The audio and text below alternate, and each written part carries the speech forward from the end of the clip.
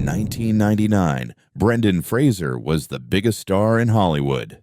By 2003, he was gone. And almost nobody asked why. This is the story of how an industry destroyed one of its own, and how, 20 years later, it finally had to face what it did.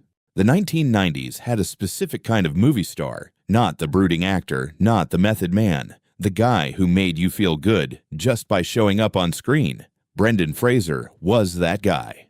The Mummy, in 1999, made $415 million worldwide. It wasn't supposed to be a blockbuster, it was a mid-budget gamble by Universal, and it became one of the defining films of an entire generation's childhood. He followed it with George of the Jungle, Bedazzled, Looney Tunes, Back in Action.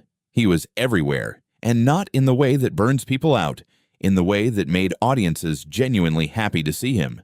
He had something that's almost impossible to manufacture, an authenticity, a warmth. When Brendan Fraser smiled at the camera, it felt real. Studios knew it, casting directors knew it, audiences knew it. He was one of the most bankable names in Hollywood. We are in serious trouble. Part of it was timing. The late 90s were a specific cultural moment. Blockbusters were king. Irony hadn't fully eaten sincerity yet, and audiences still wanted a hero who looked like he was genuinely having fun. Fraser fit that window perfectly.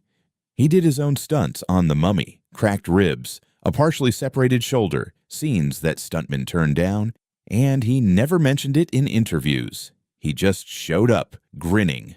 On the George of the Jungle set, castmates described him as the same off-camera as on, warm, self-deprecating, constitutionally incapable of taking himself too seriously. In an era when Hollywood was actively manufacturing cool, Brendan Fraser was just likable. Genuinely, unfakeable, likable, and the audience felt the difference. And then, almost overnight, he wasn't. By the mid-2000s, something had changed. The roles started getting smaller, the budgets thinner. He appeared in films that nobody saw. Not bad films necessarily, but films that existed at a completely different altitude to The Mummy. His personal life was unraveling too. A divorce in 2008. A protracted legal battle over alimony, health problems that had quietly accumulated from years of doing his own stunts. The standard Hollywood explanation was simple. He had a run, the run ended, and he aged out of leading man roles. It happens. That's the industry. Except that explanation never quite sat right, because careers don't usually end that cleanly, that completely, that suddenly. Something else had happened, and it would take another decade for anyone to say it out loud.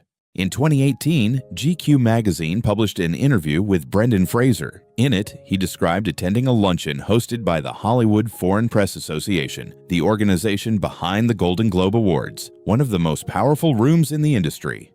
He described being seated next to Philip Burke, then the president of the HFPA.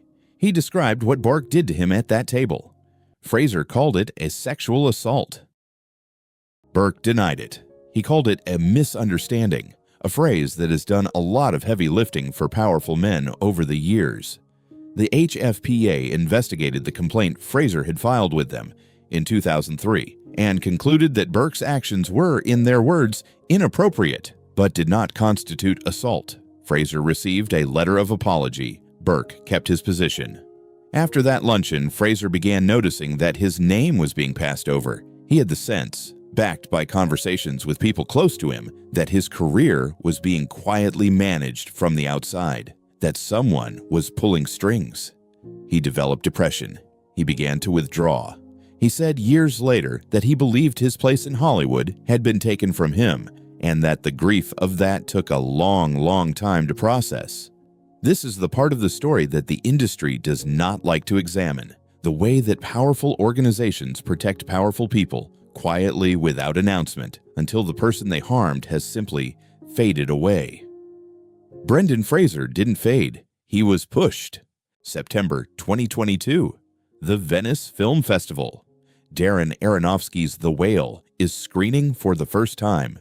Brendan Fraser plays Charlie, a 600-pound English teacher confined to his apartment, trying to reconnect with his estranged daughter before he dies. It is an enormous role, a demanding role, the kind of role that studios usually give to someone else. They gave it to Brendan Fraser. What made the casting radical was not just the physical transformation. Aronofsky has said he spent years looking for the right actor, someone who could carry the full weight of Charlie's self-destruction without losing the audience's empathy. He needed warmth inside the devastation. Most of Hollywood had forgotten about Brendan Fraser by then. Aronofsky hadn't. He called him. Fraser later described that phone call as the moment he began to believe, for the first time in years, that his career was not over, that someone still saw him. He showed up to set every day in a prosthetic suit weighing over 300 pounds, in a single apartment set with no windows, and gave what many critics would later call the performance of his generation. When the screening ended, the audience gave him a 6-minute standing ovation. 6 minutes.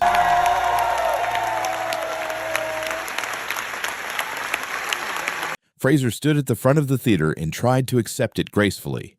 He waved. He smiled, and then he couldn't hold it anymore. He covered his face with both hands. He broke down. That image, Brendan Fraser, weeping, in front of an audience that was telling him he was worth something, went around the world because people understood, even if they couldn't articulate why, what they were watching. They were watching 20 years of grief finally having somewhere to go. On March 12, 2023, Brendan Fraser won the Academy Award for Best Actor. He had not been nominated for an Oscar before. He had spent the previous 2 decades largely absent from the conversation. And here he was, at 54 years old, on the biggest stage in cinema, holding the award that the industry gives to people it considers the best. His speech was grateful and raw. He thanked his sons. He thanked Darren Aronofsky for finding him. That was the word he used. Finding him. As if he had been somewhere, waiting to be located. The internet completely lost its mind, in the best possible way. Because this wasn't just a man winning an award. This was a correction. A public, undeniable correction by the same industry that had quietly dismantled his career 20 years earlier. It wasn't justice exactly. Justice would have looked different. This was something else. This was the world acknowledging, better late than never, that it had gotten it wrong. Brendan Fraser spent 20 years in a kind of exile that most of Hollywood pretended not to notice. He came back, not because the industry invited him back, but because he found a role that needed exactly who he was. Someone who understood what it felt like to have the world decide you didn't matter anymore. Charlie, the character he played in The Whale, is trying to reconnect with the world before it's too late. Brendan Fraser played that man with every piece of himself. Some stories take 20 years to reach their ending. His just happened to end on a Sunday night in March, in a room full of cameras, with the whole world watching. If you've made it this far, you clearly care about stories like this one. Subscribe if you want more, and leave a comment. What did you think of Brendan Fraser growing up? I want to know.